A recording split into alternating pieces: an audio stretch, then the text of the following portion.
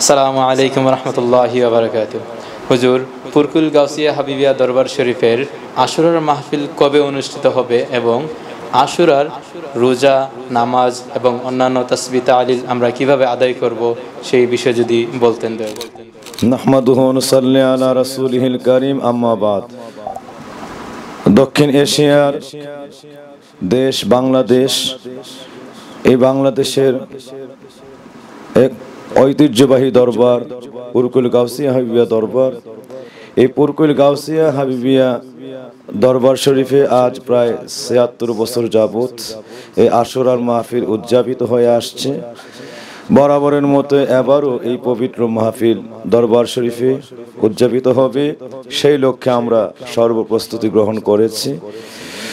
মাহফিলটি আগামী বুধবার দিবাগত রাত্রে পুরকুল গাউসিয়া হাবিবিয়া দরবার শরীফে অনুষ্ঠিত হবে ইনশাআল্লাহ।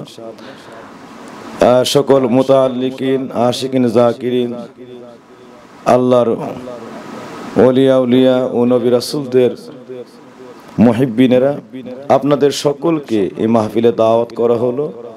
আপনারা জিকিরের সহিত এই মাহফিলে দলে দলে যোগদান করে পবিত্র আশুরার, মহিমান্বিত আশুরার ফজিলত লাভে ধন্য হন ও আল্লাহ রাব্বুল আলামিনের নৈকট্য, প্রিয় হাবিবের দিদার লাভে এবং আহলে বায়াতের মহব্বতে নিজেকে ধন্য করুন। সকলকে দাওয়াত করা হলো, সকলে মাহফিলে আসবেন ইনশাআল্লাহ। সম্মানিত জাকিরিনেরা এবং সকল মুতাআল্লিকিন, আশিকিন, জাকিরিনকে আরজ করছি, এই আশুরা দিবস উপলক্ষে আমাদের অনেক করণীয় আছে, সেই আমলগুলি আমাদেরকে করা দরকার। আশুরার মাহফিলটিও যেভাবে হুব্বে রাসূল, হুব্বে আহলে বায়াতের জন্য খুব বিশেষ একটি জরুরি বিষয়, বা মাহফিলটি যেমন খুবই প্রয়োজনীয়, এ থেকে যেন আল্লাহ রাব্বুল আলামিন আমাদেরকে আহলে বায়াতের ফয়জিয়াতের মাধ্যমে আমাদেরকে ধন্য করেন, আমাদেরকে ক্ষমা করেন, তাদের খাতিরে আল্লাহ আমাদেরকে মাফ করেন। পাশাপাশি আল্লাহর রসুলের দেখিয়ে যাওয়া বিভিন্ন সুন্নাহ ও আমলগুলি আমাদেরকে ওই দিনে পালন করা কর্তব্য। আর আপনার ইশকে রাসূল, হুব্বে রাসূল, সবগুলি প্রমাণিত হবে আল্লাহ রসুলের সুন্নাহ, আহলে বায়াতের রেখে যাওয়া সুন্নাহ আমলের মাধ্যমে ইনশাআল্লাহ। সম্মানিত জাকিরিনেরা, আমাদের পুরকুল গাউসিয়া হাবিবিয়া দরবার শরীফে মাহফিলটি মঙ্গলবার উদযাপিত হওয়ার কথা ছিল। বিভিন্ন জায়গায় এই দিনে বিভিন্ন মসজিদে আশুরার বিভিন্ন অনুষ্ঠানের আয়োজন লোকেরা করেছেন, বিদায় আমরা বুধবারের বিষয়টি আমরা তারিখ নির্ধারিত করেছি যে আমরা বুধবারই পবিত্র আশুরার মাহফিল উদযাপন করব। সম্মানিত জাকিরিনেরা, আমাদের মাহফিলটি মঙ্গলবার উদযাপিত হওয়ার কথা ছিল, কিন্তু অনিবার্য কারণবশত বিভিন্ন জায়গায় এই দিনকে ঘিরে একই দিনে অনুষ্ঠান বা বিভিন্ন বক্তবৃন্দরা বিভিন্ন মসজিদে, ইমাম খতিবেরা বিভিন্ন মসজিদে ওনারা এই দিনটি নিয়ে একটু ব্যস্ত থাকবেন, বিদায় আমরা এর পরের দিন তথা আগামী বুধবার দিবাগত রাত্রে বা মাগরিব থেকে আমরা এই মাহফিল ইনশাআল্লাহ উদযাপন করব। দরবারে এই পবিত্র আশুরা দিবসের মাহফিল উদযাপিত হবে ইনশাআল্লাহ। মহিমান্বিত দিনে আমাদের অনেক করণীয় কাজ আছে, তা আমি এই বিষয়ে আপনাদের সকলকে আরজ করছি। সম্মানিত জাকিরিনেরা, দরবারের আশিকিন, জাকিরিন, মুতাআল্লিকিনেরা, আমাদের এই আশুরা দিবসে আমার নবী পাক সাল্লাল্লাহু আলাইহি ওয়াসাল্লাম আমাদেরকে জানিয়ে দিয়েছেন যে একদল ইহুদি আল্লাহর নবীর সঙ্গে সাক্ষাৎ করতে আসলে আল্লাহর নবী তাদের আপ্যায়নের নিমিত্তে সাহাবীদেরকে বললেন কিছু আপ্যায়ন করার জন্য। তারা ইহুদিরা আরজ করলেন, কুন্না সাইমান, আমরা তো রোজাদার। আমার নবী জিজ্ঞেস করলেন, লিমাযা সুমতুম, কেন তোমরা রোজা রেখেছো? তখন তারা বলেছেন যে এই দিনে আনজা মুসা আলাইহিস সালাম ওয়া গাররাকা ফিরাউন, এই দিনে মুসা আলাইহিস সালাম আল্লাহর খাস সাহায্যে আল্লাহ রাব্বুল আলামিনের মহা অনুগ্রহে তিনি নীল নদীর বুকে হাতের লাঠি দিয়ে আঘাত করলে 12টি রাস্তা তৈরি হয়ে যায়। তার উম্মত তিনি আল্লাহ রাব্বুল আলামিনের পবিত্র হেফাজতে সালামতের সঙ্গে অপর পারে পৌঁছে যান এবং একই রাস্তা ধরে ফেরাউন তার পিছনে ধাওয়া করলে নীল নদের মধ্য পর্যন্ত, নদীর মাঝখান পর্যন্ত রাস্তা ধরে পৌঁছে যায়। আল্লাহর কুদরতি হুকুমে প্রচণ্ড ঢেউয়ের ধাক্কায় রাস্তা এ সাগরের অতল গহ্বরে বিলীন হয়ে যায়। ফেরাউন তার দল বল সহ সব এই নীল নদের বুকে নিমজ্জিত হয়ে যায়। এই জন্য আমরা মূসা আলাইহিস সালামের প্রতি আল্লাহর অনুগ্রহ, এই মহা অনুগ্রহে মহাদানী খুশি হয়ে মূসা আলাইহিস সালামের এই মহা মুক্তির এই বিষয়টিতে খুশি হয়ে আমরা শুকরিয়া করে এই দিন আমরা আশুরার দিন একটা রোজা রাখি। আল্লাহর নবী বললেন, আনা আহাক্কু বি আখি মূসা, আমি আমার ভাই মূসার জন্য সবচাইতে বেশি হকদার। কারণ ইহুদিরা, খ্রিস্টানেরা এরা বিভিন্ন ভাবে, যদি এরা আহলি কিতাব, কিন্তু কিতাবের মধ্যে বিভিন্ন ভাবে এরা পরিবর্তন করে এই কিতাবের মধ্যে বিভিন্ন সংযোজন বিয়োজন করে এরা পথভ্রষ্ট হয়ে গিয়েছে। তো আমি আমার ভাই মূসার জন্য সবচেয়ে বেশি হকদার। তো আমি আমার উম্মতেরা, আমি আমার সকল উম্মতদেরকে আরজ করছি এবং আমি আজকে এই বিষয়টি তোমাদেরকে উপস্থাপন করছি।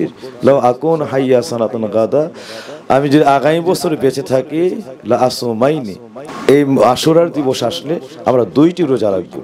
তো আল্লাহর রসুলের হাদিস মুবারক থেকে জানা যায়, আল্লাহর রসুল এই আশুরার দিনে ইয়াহুদিরা যেহেতু একটা রোজা রাখতো, আমার নবী 2টি রোজার ঘোষণা করলেন। যে তাছাড়া অপর হাদিসে আশুরার 1ম তারিখ থেকে 10 তারিখ পর্যন্ত 10 দিন রোজার কথা আছে এবং এই রোজার অত্যন্ত ফজিলত। সাহাবীরা বলেছিলেন যে আশুরার রোজার ফজিলত আল্লাহর রসুলের জবান থেকে আমরা যা শুনেছি, মনে হয়েছিল যে আল্লাহ সমস্ত ফজিলত আশুরার রোজার মধ্যে আল্লাহ ঢেলে দিয়েছেন। সুবহানাল্লাহ। তারপরেও আমি আপনাদেরকে বলছি, যারা 10টি রোজা রাখতে না পেরেছি, অন্তত 2টি রোজা, যেটা আল্লাহর রসুল আমাদেরকে তাকিদের সঙ্গে বলেছেন, অবশ্যই আমরা 2টি রোজা রাখবো। সেই 2টি রোজা হয় তাদের 9 তারিখ 10 তারিখ ঠিক রেখে, হয় তাদের 10-11 তারিখ। তো আমাদের এই বছরের চাঁদ দেখার উপরে নির্ভর করে দিনটি ধার্য হয়েছে। সেটা হলো আগামী মঙ্গলবার চাঁদের 9 তারিখ, আগামী বুধবার চাঁদের 10 তারিখ।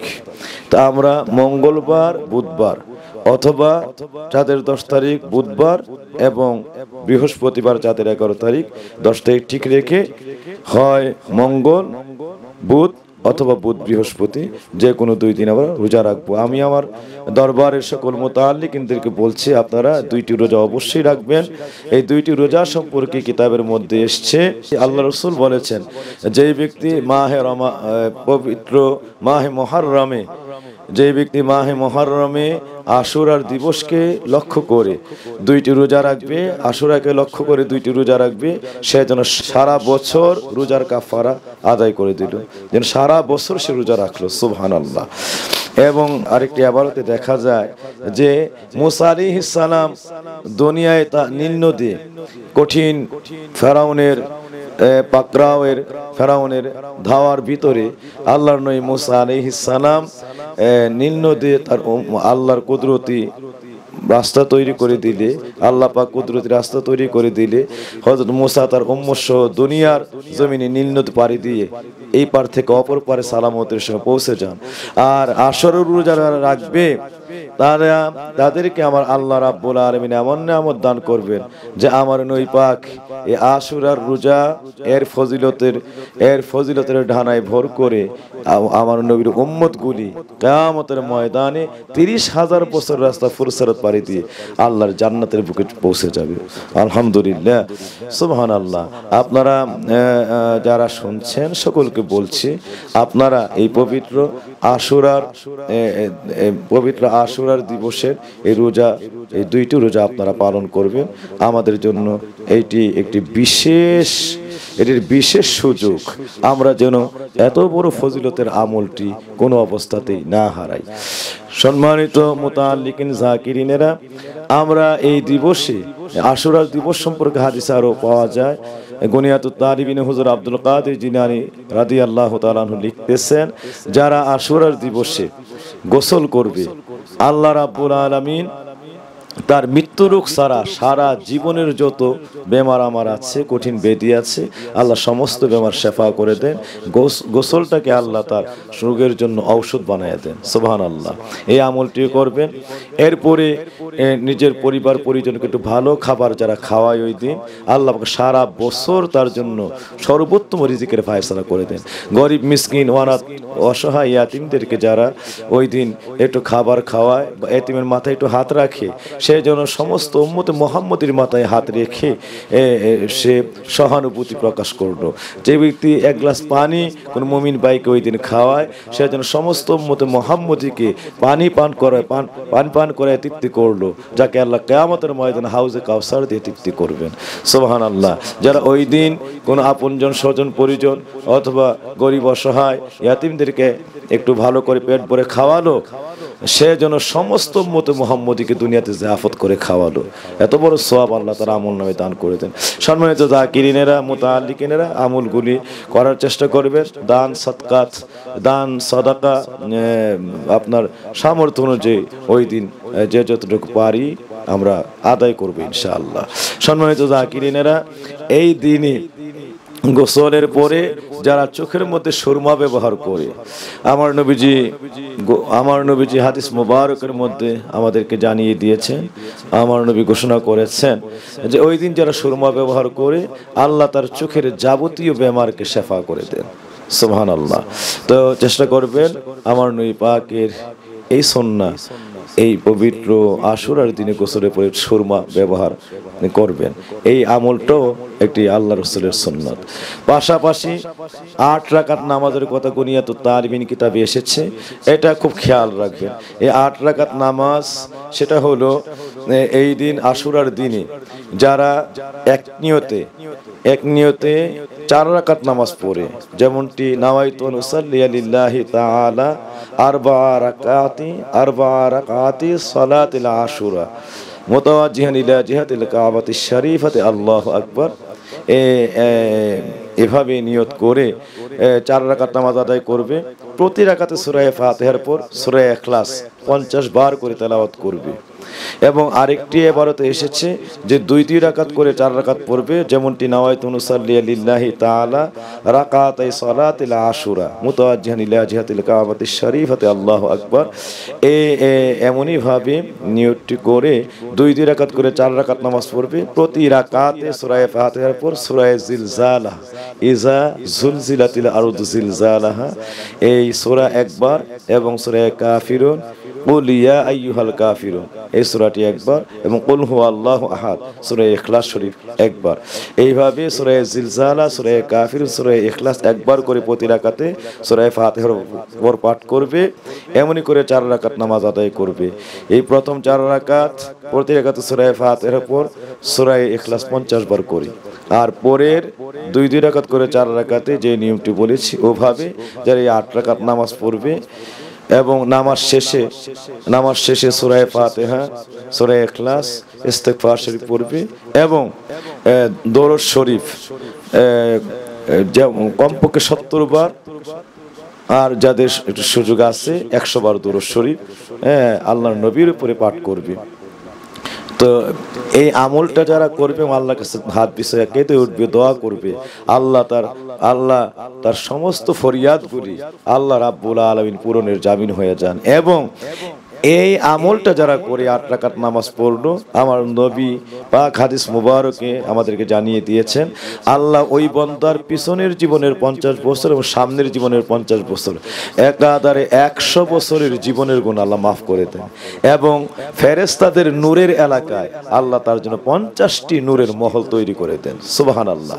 আল্লাহ তার জন্য জান্নাতের 50টি নূরের মহল আল্লাহ রাব্বুল আলামিন জান্নাতি প্রসাদ তার জন্য তৈরি করে দেন। সুতরাং এমন আমল নির্বোধ ছাড়া আর কে ছেড়ে দেয়? এই জন্য আমি আপনাদেরকে বলছি, এমন আমলটি আশুরার দিনেও করবেন এবং আশুরার রাতেও করবেন। এই নামাজের আমলটি যেন দিনের বেলা, যদি আল্লাহ রসুল যদি দিনের বেলার ইশারা করে থাকেন, তাইলে যেন আপনার দ্বারা দিনের বেলায় আমলটি আদায় হয়ে যায়। আর যদি রাতের বেলার ইশারা করে থাকেন, রাতে আদায়ের মধ্য দিয়ে যেন আপনার পক্ষ থেকে আমলটি আদায় হয়ে যায়। এমনই করে আমলগুলি করার চেষ্টা করবে। তো এই দিনে আমার পুরকুলের পীর মুর্শিদ যিনি আমাদেরকে তালকিন করতেন, তালিম দিতেন, যেই দুরূদ শরীফটির বেশি যে নামাজের পরে দুরূদ শরীফটি পড়াইতেন, সেটি হলো আল্লাহুম্মা সাল্লি আলা সাইয়্যিদিনা মুহাম্মাদিন সাইয়্যিদিল মুরসালিন ওয়া আলা রাইহানাতাইহিল হাসানি ওয়াল হুসাইন রাদিয়াল্লাহু তাআলা আনহুমা।